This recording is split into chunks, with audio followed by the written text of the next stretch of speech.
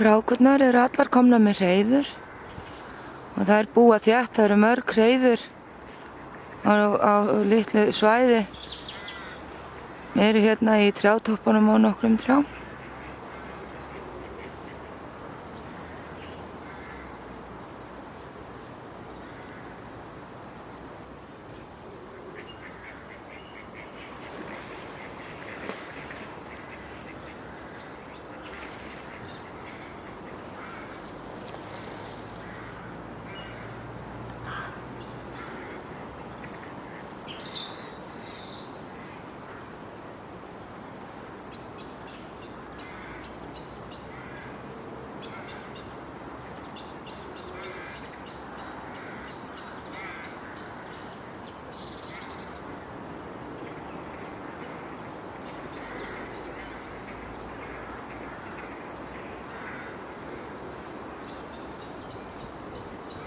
Og sjá þarna fuglana og hreiðrið.